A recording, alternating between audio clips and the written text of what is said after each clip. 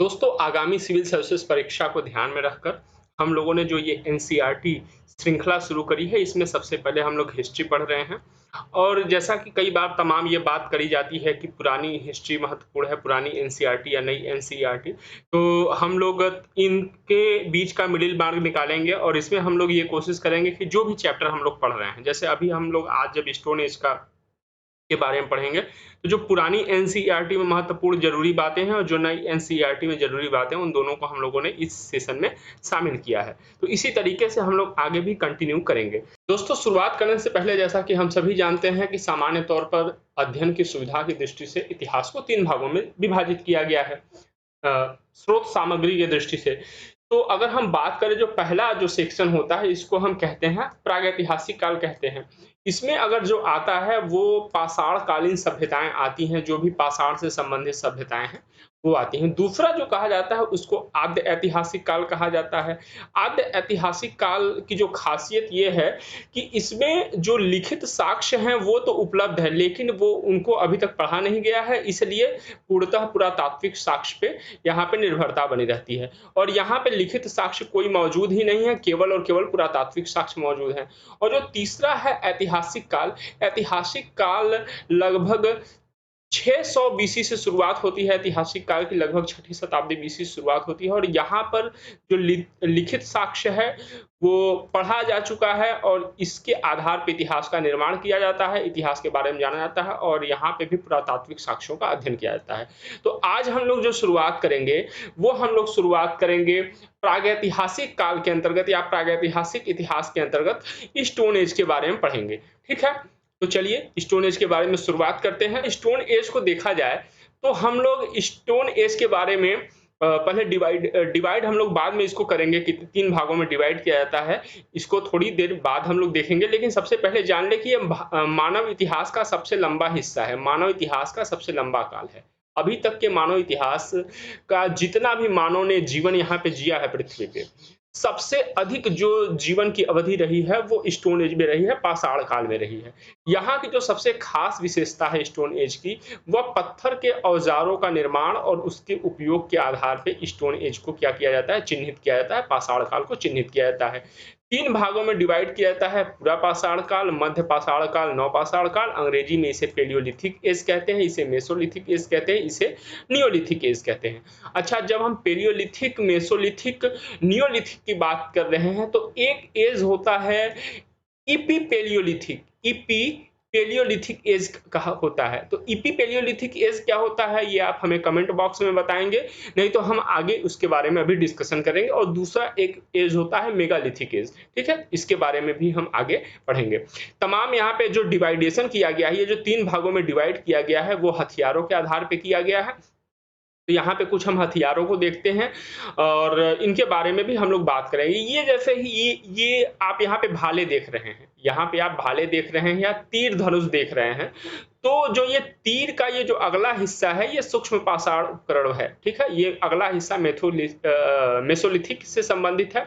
और जो मेसोलिथिक की जो सबसे खास बात रही है कि कंपोजिट हथियार बनाए जाते थे, उस समय संयुक्त हथियार बनाए जाते थे।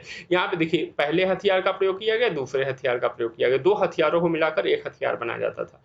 ठीक है, तो इन सब के बारे में हम लोग अभी अध्ययन करेंगे। ठीक, चलिए अब हम बात करते हैं कि डिवाइडेशन क्या है, पीरियड क्या है। तो स्टोन एज को 3 भागों में डिवाइड किया गया है। पेलियोलिथिक, तो जो पेलियोलिथिक का एज है वो 2 लाख वर्ष पहले से लेकर के 12,000 वर्ष पहले तक का जो एज है, आज के 12,000 वर्ष पहले तक का जो एज है, उसे पेलियोलिथिक माना जाता था। 2 लाख से, कई बार इसे पुस्तकों में 4 लाख भी मिलता है, कई बार 6 लाख भी मिलता है। ठीक है, तो इतना वेरिएशन होता रहता है, इसमें कोई बहुत अंतर नहीं है। बस आप एक अनुमान लगा लीजिए कि 12,000 साल पहले तक पेलियोलिथिक एज चलता था। ठीक है, अगर मेसोलिथिक एज की बात करी जाए तो 12,000 से लेकर 8,000 साल पहले तक, और नियोलिथिक एज की बात करी जाए तो 8,000 से लेकर 1,000 साल पहले तक। ठीक है, अच्छा, नियोलिथिक एज में भी कई वेरिएशन है, जब हम लोग पढ़ेंगे तो उसमें बात करेंगे कि जो इंडियन सब कॉन्टिनेंट है, इंडियन सब कॉन्टिनेंट के सभी हिस्सों में एक साथ नियोलिथिक एज नहीं आया। अगर हम लोग देखें, विंध्याचल पर्वत का क्षेत्र देखें, विंध्याचल पर्वत क्षेत्र मान लीजिए ये है, तो इसका जो नॉर्थ हिस्सा था, यहाँ कह सकते हैं 5,000 बीसी से पहले पहले ही यहाँ पे नियोलिथिक एज आ चुका था, जबकि यहाँ पर 2500 बीसी के यहाँ पर 2500 बीसी के बाद नियोलिथिक एज आया विंध्याचल पर्वत श्रेणी के दक्षिण वाले हिस्से में। तो ये सब भी हम लोग विस्तार से पढ़ेंगे अभी। ठीक, अब देखते हैं, अब पेलियोलिथिक को देख लेते हैं। तो अगर पेलियोलिथिक को डिवाइड किया जाए, पेलियोलिथिक को डिवाइड किया जाए तो 3 हिस्सों में डिवाइड होता है, lower palaeolithic age, middle palaeolithic age और अपर पेलियोलिथिक एज। हिंदी में इसे निम्न पूरा पाषाण काल, मध्य पूरा पाषाण काल, उच्च पूरा पाषाण काल कहते हैं। लेकिन ये जो डिवाइड किया गया है ये किस आधार पे किया गया? तो ये पत्थर के जो प्रयुक्त औजार हैं उनकी प्रकृति के आधार पे और जलवायु में परिवर्तन की प्रकृति के आधार पे इनको 3 भागों में डिवाइड किया गया है।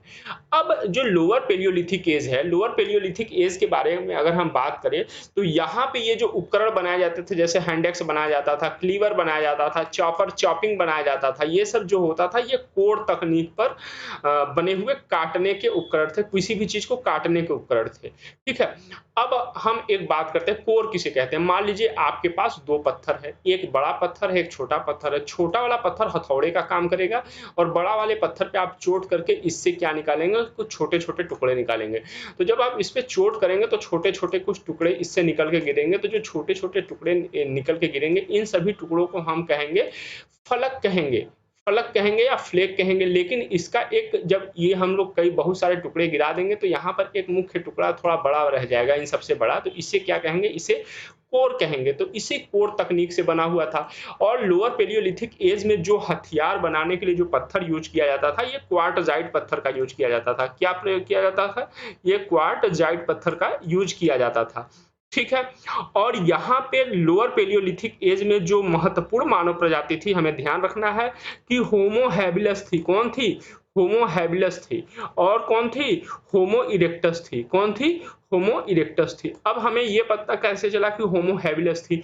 देखिए, जो पुरातत्वविद मानते हैं ये होमो हैबिलस को कारीगर मानो, या सर्वप्रथम जो इसने औजार बनाया था होमो हैबिलस ने बनाया था। ठीक है, तो होमो हैबिलस को कारीगर मानव कहा जाता है। तो ये जो कुल्हाड़ी वगैरह, ये जो हथियार बना है, ये तो कारीगर, कोई ना कोई कारीगर ही बनाएगा। तो होमो हैबिलस की उपस्थिति इस समय थी, होमो इरेक्टस की भी उपस्थिति थी। तमाम स्थान पाए गए हैं लोअर पेलियोलिथिक एज के। देखिए यहाँ पे सारा कुछ पीपीटी पे लिख पाना संभव है। तो जो मेन चीजें हैं जो कि परीक्षाओं में बहुतायत पूछी जाती हैं, उनको हम लोग देख रहे हैं। बाकी सारी चीजें हम ऐड ऑन करते चले जाएंगे, पढ़ते चले जाएंगे, उसी समय बोलते हुए चले जाएंगे, सारी चीज लिखी हुई नहीं मिलेंगी। ठीक है, तो पाकिस्तान का जो है सोहन, पाकिस्तान की अगर हम बात करें तो सोहन घाटी, सोहन घाटी में जो महत्वपूर्ण स्थल है चौंतरा हो गया। चौंतरा को दक्षिण और उत्तर की पूरा पाषाण कालीन या निम्न पूरा पाषाण कालीन सभ्यताओं का मिलन केंद्र कहते हैं, ध्यान रखिएगा। ठीक है, पहलगाम हो गया, राजस्थान में डिडवाना हो गया, उत्तर प्रदेश में मिर्जापुर हो गया, मध्य प्रदेश में भीमबेटका हो गया, कर्नाटक में हुंसगी हो गया। ये सभी लोअर पेलियोलिथिक एज से संबंधित है।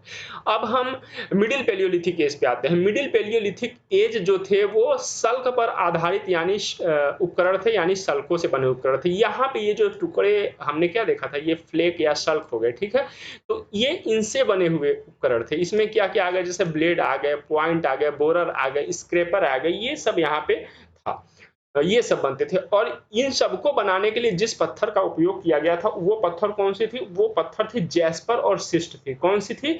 जैस्पर और सिस्ट थी। और जो तकनीक का यूज किया गया था वो लेवल वाइज तकनीक का यूज किया गया था, जो कि एलपीए में, मतलब लोअर पेलियोलिथिक एज की तकनीकी की तुलना में थोड़ा बेहतर था। अगर बात करें लोअर पेलियोलिथिक एज में कौन सी तकनीक यूज करी जाती थी, तो लोअर पेलियोलिथिक एज में ओल्डवान और एस्यूलियन तकनीक की प्रयोग करी जाती थी।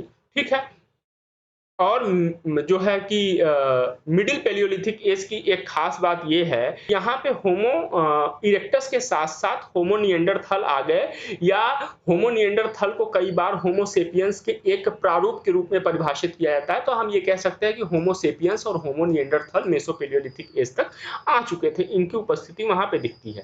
ठीक, महत्वपूर्ण अगर कुछ स्थल की बात करें तो नेवासा हो गया, सोनगांव हो गया, ये हो गया, और नर्मदा नदी घाटी और तुंगभद्रा नदी घाटी में भी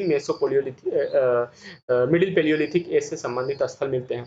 अब हम अपर पेलियोलिथिक एज की बात करें, अगर हम अपर पेलियोलिथिक एज की बात करें तो यहाँ पे चकमक या फ्लिंट पत्थर से बने ब्यूरिंग और स्क्रैपर का प्रयोग किया जाता था। चकमक या फ्लिंट पत्थर से बने ब्यूरिन और स्क्रैपर का यूज किया जाता था। ये जो यहाँ पे हथियार बनते थे, ये समानांतर पक्षीय फलक कहने का मतलब होता है कि ये समान हिस्से में ऐसे कटे हुए होते थे और दोनों तरफ इनके धार का प्रयोग किया जाता था। इस प्रकार के औजार बनते थे यहाँ पे, ठीक है।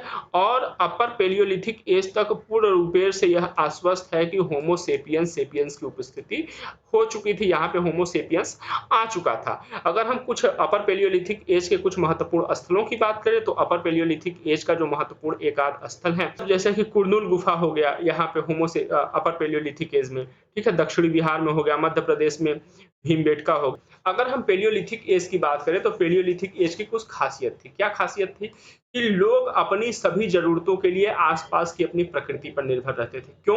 क्योंकि वो शिकारी और खानाबदोश या संग्रहणकर्ता जीवन जीते थे। वो कुछ उत्पादन नहीं कर पाते थे, वो केवल एक उपभोक्ता के जैसे जीवन व्यतीत कर रहे थे। इसलिए वो शिकारी और खानाबदोश जीवन जी रहे थे। प्राकृतिक गुफाओं में निवास कर रहे थे। अब प्राकृतिक गुफाओं में निवास कर रहे थे तो इन्हीं गुफाओं में इन्होंने क्या बनाई? विश्व के सबसे प्रारंभिक पेंटिंग कब बने?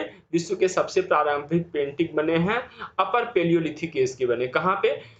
भीमबेटका जैसी गुफाओं में बने हैं, ठीक है। अपर पेलियोलिथिक एज में बने। अच्छा, यहाँ पे एक चीज हमें ध्यान देना है कि जो आग का खोज हुआ वो पूरा पाषाण काल में, आग का खोज ये पूरा पाषाण काल में हो चुका था, ठीक है। पेलियोलिथिक एज में आग की खोज ये हो चुकी थी। लेकिन कह सकते हैं कि जो आग का नियंत्रण प्रयोग जो किया गया था, यह किया गया था नवपाषाण काल में।